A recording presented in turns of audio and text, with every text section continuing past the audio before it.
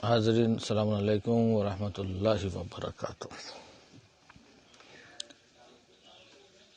تمام تعریفیں اللہ کے لیے، درود و سلام محمد و آل محمد کے لیے۔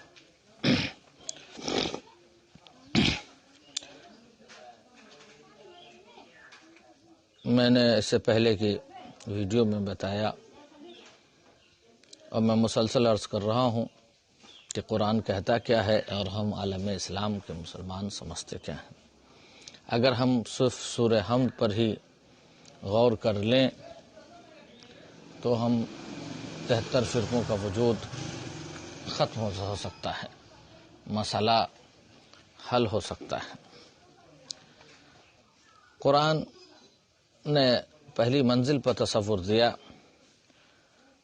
عالمین کا، الحمدللہ رب العالمین۔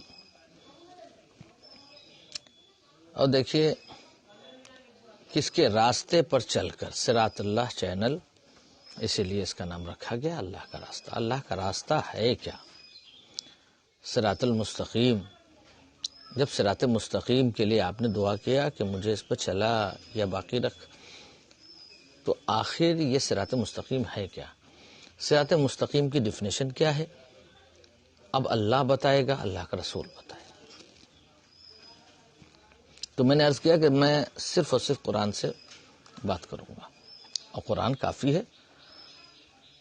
جب ہم نے کہہ دیا قرآن کافی ہے تو واقعاً کافی ہے،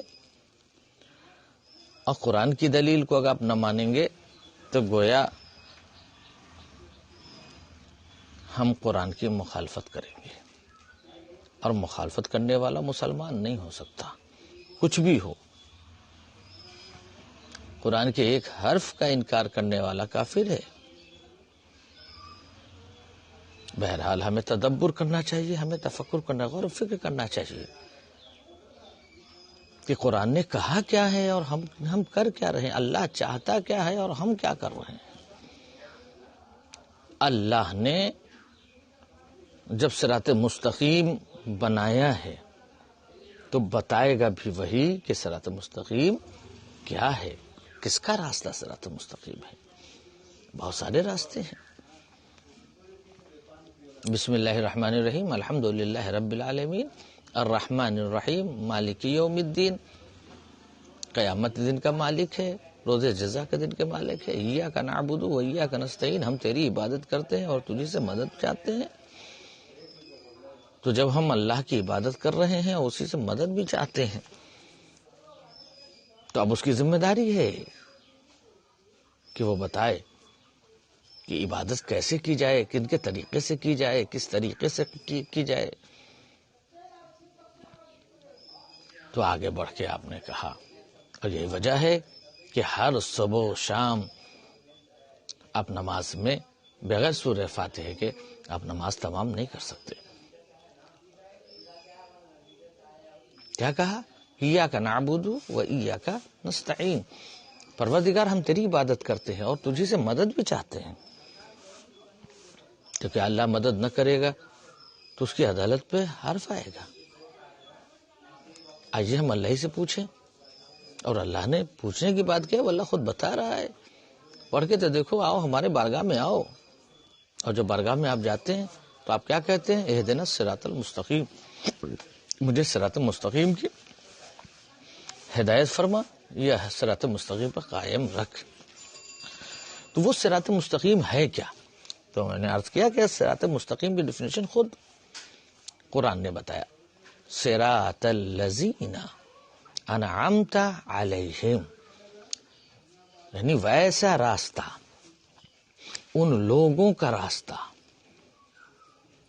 کہ جن پر، یعنی ایک نہیں ہے، متعدد ہے، استمراری کیفیت ہے، اس لیے قیامت تک چلنے والی ہے۔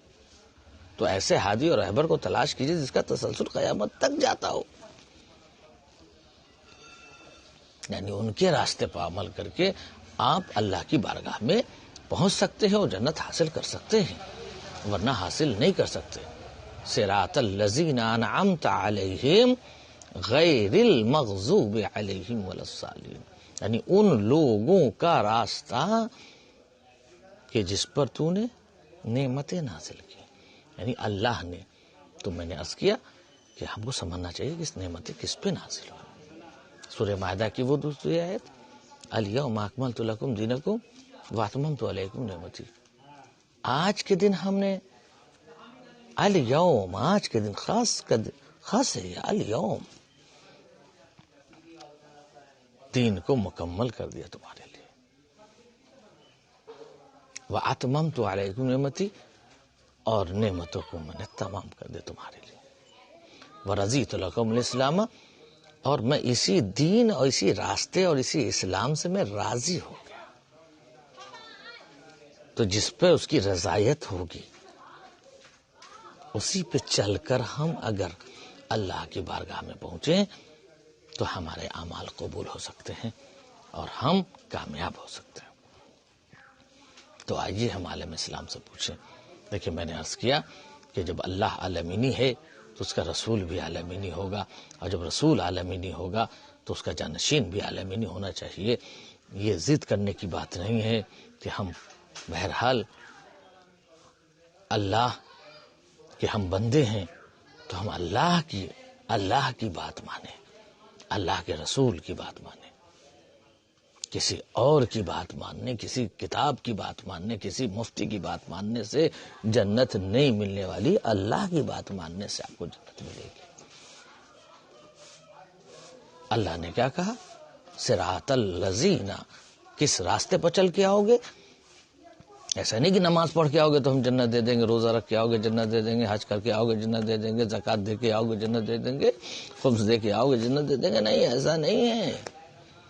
ان لوگوں کے راستے پر چل کے، ان کے طریقے پر چل کر، ان کے راستے پر چل کر، صراط الذین انعمت علیہم، ان لوگوں کے راستے پر چل کر جب تم آؤ گے تو ہم تمہیں کامیاب بنائیں گے اور ہم تمہیں جنت دیں گے. وہ راستہ کون ہے؟ آئیے ہم دیکھیں اس آیت کے ذیل میں جو آخری آیت ہے،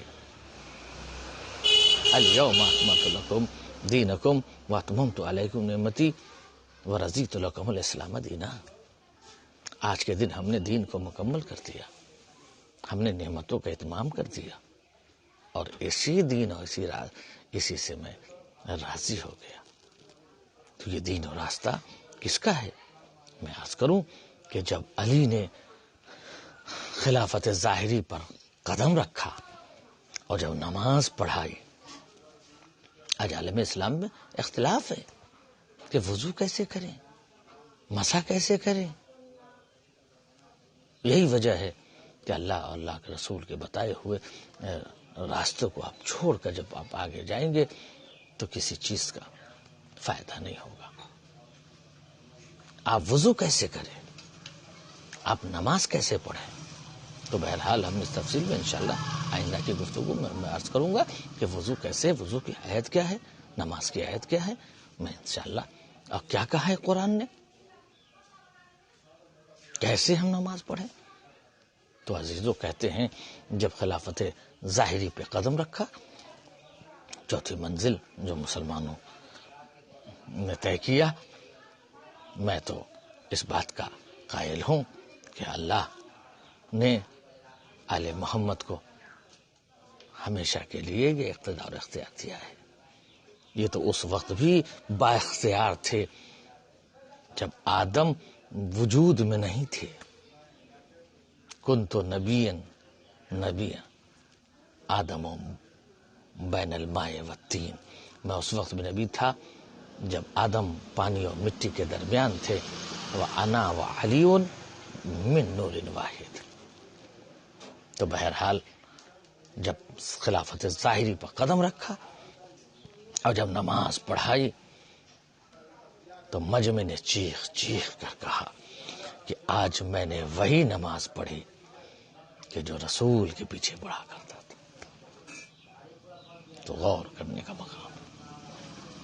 اور عزیزو ہم مسلمان کو جاننا چاہیے کہ جس طریقے سے ہم 1,24,000 نبیوں کی شریعت پر عمل کر کے ہم کامیاب نہیں ہو سکتے، اسی طریقے سے اور کس پہ کہتے شریعت محمدی پر.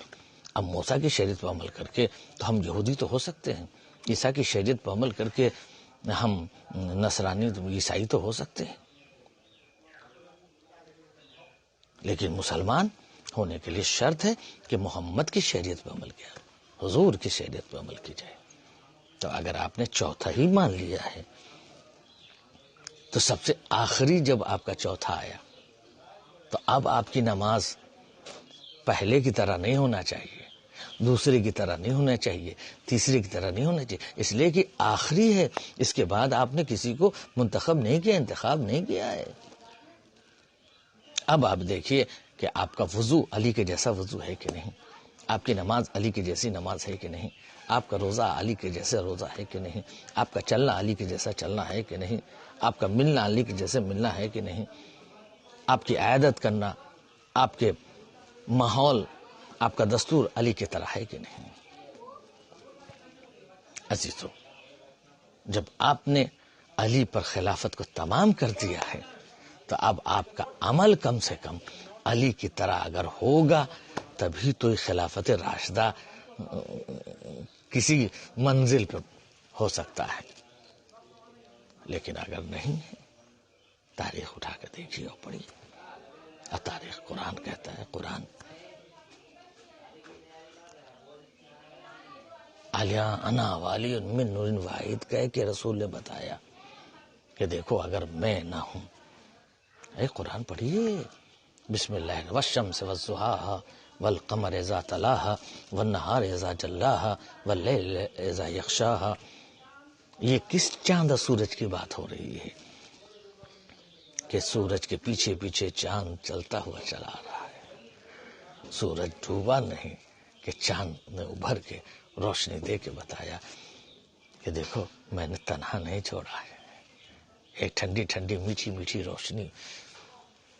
تو عزیزو، رسول کے بعد علی کو نہ ماننا ایسے ہی ہے کہ سورج ڈوبنے کے بعد چاند کا انتظار نہ کرنا یا انکار کر دینا۔ تو عزیزو، آپ کے انکار کرنے سے، آپ کے نہ ماننے سے چاند کے اوپر کوئی فرق نہیں پڑتا، وہ نکلے گا، وہ ہدایت دے گا، وہ روشنی پھیلائے گا۔ یہ اور بات ہے کہ آپ کو سمجھ میں نہ آئے کہ ہم اس کی روشنی سے ہم سرفراز ہو رہے ہیں یا نہیں ہو رہے ہیں۔ بہرحال آج جو عالم اسلام میں یہ جو نماز، یہ جو روزے، یہ حج، یہ زکوٰۃ، یہ خمس و جہاد، یہ تمام تو چیزیں ہیں، یہ صرف اور صرف علی اور اولاد علی کے نتیجہ ہے جو آپ تک۔ میں مختصر میں اب جملے کو تمام کر دوں کہ اگر حسین نہ ہوتے تو آپ ہوتے نماز نہ ہوتی، آپ ہوتے اسلام نہ ہوتا، اس لیے کہ انکار کر چکا تھا اسی لیے۔